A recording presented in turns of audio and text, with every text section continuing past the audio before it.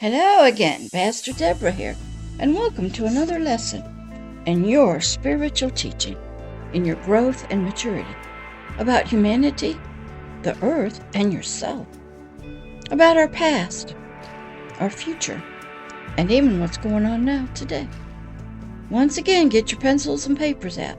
We're in class, and we are in another episode of the Spiritual Babylon series, the kingdom of darkness on earth and in the hearts of humanity.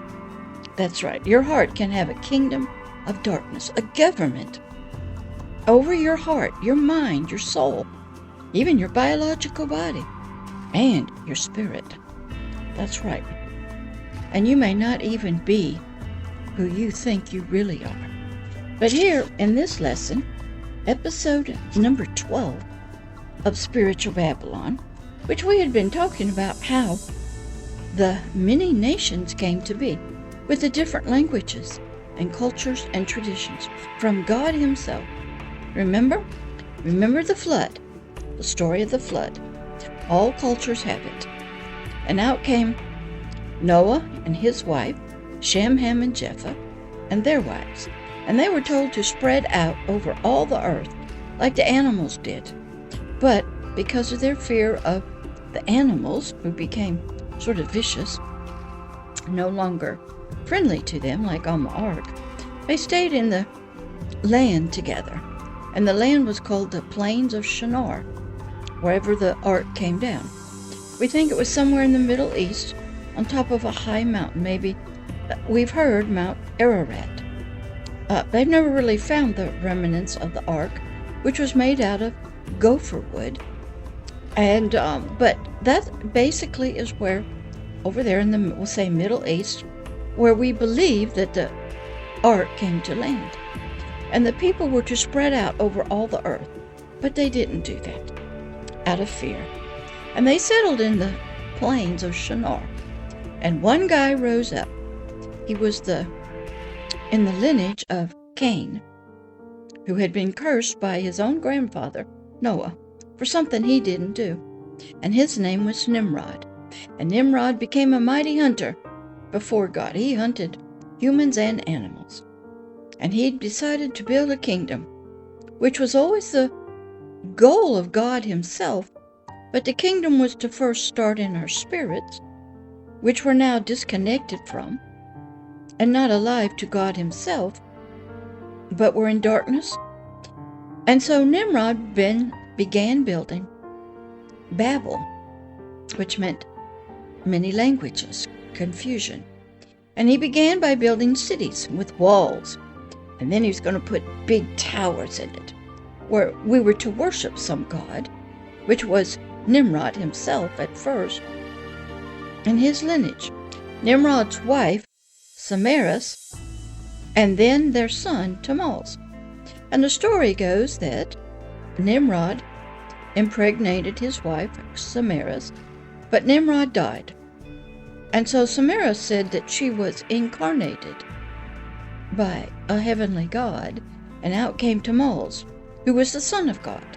That was the pattern, which was to come many, many years later in the form of Christ Jesus and a precious young lady named Mary, who was overshadowed and impregnated by an angel of God. The pattern was there, and guess who took it? Satan, the spiritual adversary of God, who had been Lucifer in heaven, but because he had been one of the three archangels of Michael and Gabriel, he had about 1/3 of all the angels and creatures under him, and his heart got lifted up in pride. Hopefully we'll get through what this Lucifer used to look like.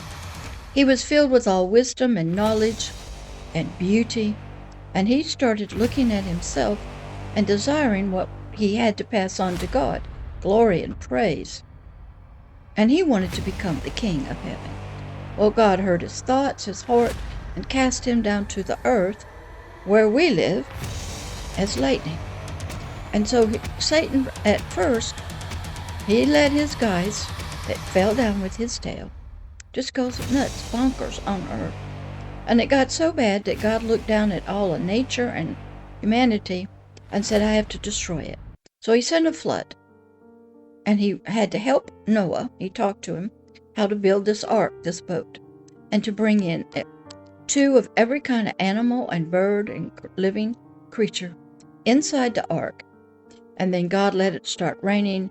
The rivers and everything opened up and flooded and killed every living creature and all humanity except Noah, his wife, his 3 sons, and their 3 wives, and all the animals that had been brought to the ark, because of the horrible condition that not only nature, the animals, and humanity had gotten into when demonic spirits and their capabilities of wrecking our lives was so bad. And so God started over. And after the flood came, the ark came to rest on a high mountain. That's where I said they think it was on Mount Ararat. And out came the animals, and humanity through Shem, Ham, and Japheth started reproducing, having kids. And they were told to spread out, but they didn't. And they sent there, and as I said, Nimrod rose up as a mighty hunter. And he developed his first family, and he developed the first kingdom there in the plains of Shinar. Well, during this time, everybody had one language, one culture, one belief system, one traditions, and they had memories of the flood, and they had memories of many things. So they built a tower, a great high tower, up to God, up to heaven. And Nimrod was to be sort of their high priest, their faith and spiritual leader, and their king, their government. Well, guess what? God decided to come down and see what they were doing. He knew they weren't doing what he told them to do. And he walked around among them, maybe, or just listened. And they were all with one language. And God said, they're not doing what I asked them to do. So I'm going to help them to do what I want them to do. So God came down and somehow confused their languages. And through this confusion of language, nobody could understand each other. They couldn't work together anymore on the Tower of Babel. And so from that moment on, humanity began separating by languages. And they found each other, and nations started. And so they went off, and they took all their memories, all their plans, all their knowledge that they had, and they went and they spread out over all the earth as God had wanted them, with different languages. And then they developed based on probably the weather, their surroundings, their culture, traditions. And that's how we had the beginning of nations. God brought it about. And so here we're picking up in some scripture references from the Authorized King James Bible that I use along with the Strong's Concordance and the Webster's Dictionary.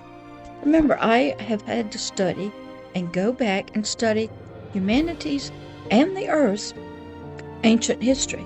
Go study our beginnings. Go back through the dinosaurs. Go back and study science to where the Earth began. Go and look at pictures through the Hubble Telescope, which is online now. Discover that the galaxies are still growing. Still, stars are dying, stars are being born, planets are coming, a lot of stuff is happening, even though we don't know it. Go study humanity's ancient beginning. Go study the beginnings of nations. Go study language. Go study culture, traditions, religion, faith. Go study government, politics, leaders. Go study, read, watch documentaries, learn how things are done. I just watched a wonderful, about a 10-15 minute little video on YouTube about how they take scrap paper, boxes, everything, and make toilet paper out of it in a factory. Go study how food is processed. Go study. Watch little videos. Read books. Watch documentaries. Watch archaeology. Study. Go under the earth. Years ago, when I was a small child, we had Jacques Cousteau. And Jacques Cousteau made videos and showing us scuba diving under the water. And I discovered a whole new place. I actually became a scuba diver, an underwater photographer, won blue ribbons in state fairs with my photography. Also was a cave diver, dove caves all over the state of Florida. Also, I went and down into the Caribbean, dove off many islands. San Salvador, where Christopher Columbus landed. The Cayman Islands.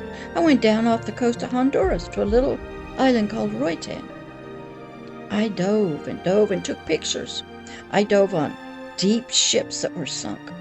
Now, I never spearfished or never caught lobsters. I did photography. It's excellent. I dove with young people, old people. I was an explorer. Some of the places I went, you had to push away the duckweed and go down mountains and go into the sunken gardens. And there inside the caves, you discover a whole different world. I was an archaeologist, was looking. When you go and see in caves, in the walls, fossilized seashells, your mind will go, wow, what? This is interesting. So here in this series, this episode, number 12, we're going to continue on in scriptures about the confusion of languages that came from God in the area of the lands and the plains of Shinar with humanity, and how the beginning of nations happened. So let's pick up, because you need to learn. I think you've got a lot of lack of knowledge about yourself, humanity, and so you don't have enough knowledge to even understand yourself or your body or your mind or your thoughts. You don't know history. You don't know archaeology.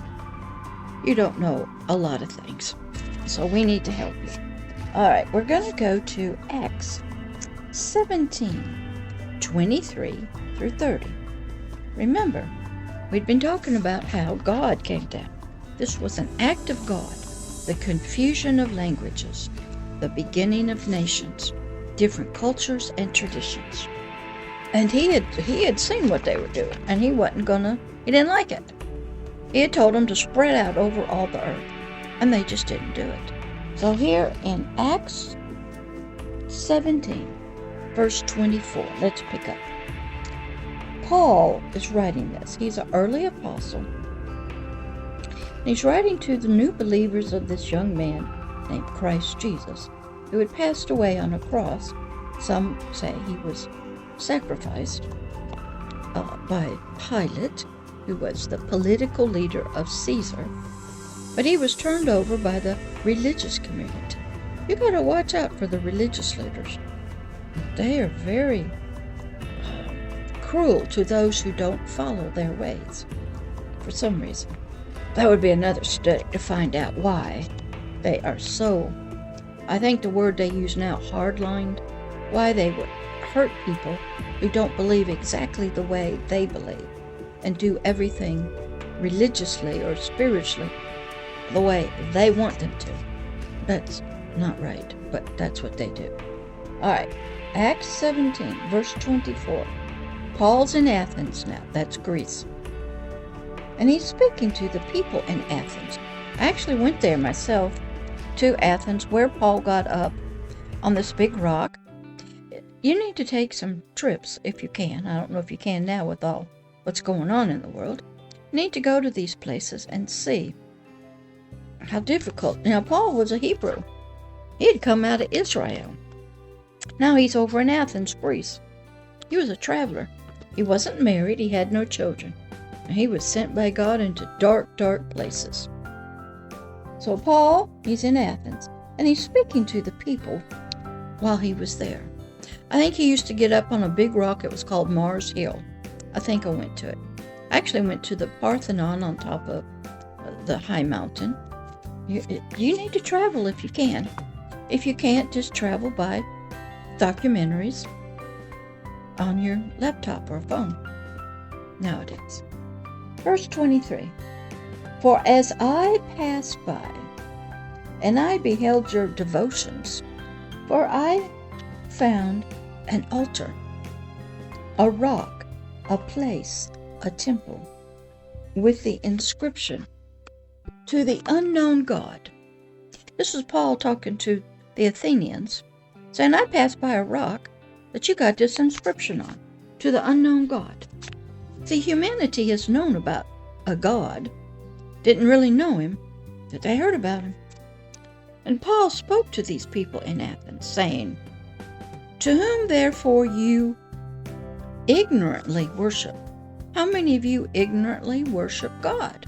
Do you really know him? Have you ever met him? Has he ever talked to you? Have you ever been to his place, wherever he lives? Well, this unknown God, who this altar you worship at, is, as Paul declares, "I unto you." Verse 24. He is saying, this God that you don't know, but you are worshiping ignorantly, which you probably are yourself, God that made the world, he says, and all the things therein. That's who you're worshiping. Saying that he is Lord, that means owner of heaven and earth. Oh, that's right. This God they're worshiping, they don't know, he's the owner, the Lord, the creator of heaven and earth. And he dwells and lives not in temples made with hands. Nowadays we might call them mosques, churches, buildings. That's right. He doesn't live in those. He used to. Back in the early days, he had to go to maybe a temple, and he was in the Holy of Holies, he said, but he doesn't live there anymore. He's out and among us. Verse 25. Neither is he worshipped with men's hands, as though he needed anything. Think about your prayers and your fasting. Is that really what he wants? Do you even know what real prayer and real fasting is to God? I had to do a study on prayer and fasting. You go look up that video. It's interesting what kind of fasting he's talking about versus the kind of fasting we do. As though he needed anything, seeing he gives to all life and breath. When you look at an animal, do you see God? When you look at a plant, do you see God? When you look at the stars, the moon, do you see God? Do you see God in the heavens, the air, a rose, a squirrel, a bug? Do you see God? Do you see his hand of creation? That he gave all life to it and its breath to all things? That's right. Verse 26. And he has made of one blood all nations of men for to dwell in, to live on all the face of the earth, and has determined our times before we were even here. They have been appointed, and the boundaries and the borders of our habitation. Well, why did he do this? You got to start studying God. You know, I learned a lot when I had a story, and I'll tell you, and then we'll close out. I'll tell you a story about the golden pine cone, and it'll help you to understand so you can look beyond this natural world. When I was taking a lot of walks, there's a lot of pine trees around where I live, and there would be pine trees in the pine cones in the road. Some of them be crushed, cut in half because of a lawnmower, and I would hear these broken, destroyed, injured pine cones speaking to me. Can you imagine a pine cone speaking? And it would say to me, please help me, please help me. I can't be all that I'm supposed to be. I'm supposed to be over there in the dirt, letting my seeds down to grow a new tree. But I'm out here in the road, and I'm crushed and I'm bruised. Please throw me back in the dirt, help me. A pine cone talking to me like that. But what I learned, nature has a voice. And nature will talk to you if you have ears to hear. So I'd pick up these pine cones and throw them back into the woods so they could produce their seeds which was what their purpose was. Just the same as a human, to have children, babies. Then what I heard, as I'm still walking, was a thank you from them. Then all of a sudden, a golden pine cone spiritually appeared before me and said, those brown pine cones were just a shadow of Him who lives in the Garden of Eden, which is golden and glorious and beautiful. And this was the natural world that was based on the spiritual world of the garden. And this golden pine cone thanked me for caring about His shadow, or you might say His soul, that helpmate of Him. The golden pine cone wanted humanity's natural abilities, our soul and our biological body, to understand the unseen world of the spiritual Garden of Eden. So a golden pine cone was sort of like the original of the brown pine cones. All the pine cones in the Garden of Eden are golden, not brown. But this golden pine cone said that these brown pine cones in the natural world were a representation, a shadow of Him, a real golden pine cone. So I had two worlds open up to me through pine cones. And I learned so much about the spiritual realm, the Garden of Eden, that nature has a voice, it will talk to you, and if you appreciate nature that we see with our five senses, the spiritual realm is happy. But when we shed blood, we abuse our natural world that we live in with our physical body, the spiritual realm is saddened because we don't appreciate what's been given to us, what's been created for us to live in. So here, in this episode of Spiritual Babylon, the Kingdom of Darkness, the confusion of languages from God, the beginning of nations, we are learning that many thousands of years after the Babylon confusion of languages happened, we're hearing a young man, Paul, talk to humanity in Athens, he calls it Mars Hill, about this unknown God that they had sacrificed to, were worshiping. And that tells you a lot about humanity. Most of us these days don't even know this unknown God. We're worshiping, we're praying, we're seeking, sort of, but we haven't met Him yet. So my job as a teacher is to help you understand yourself, understand the natural world, understand nature, understand religion, we'll say, understand spiritual things that have been hidden from you. Maybe you get bits and pieces of it in dreams, or fairy tales, or comic books, or science fiction, or in movies, or in pictures, or in art, or in statues. Or you get a thought that you don't know where it comes from. My job is to help you rediscover who you really were in the beginning. Not that evil, wicked stuff, but the who you were in the garden. And all about the spiritual kingdom of heaven on earth and the spiritual kingdom of darkness on earth. That's right.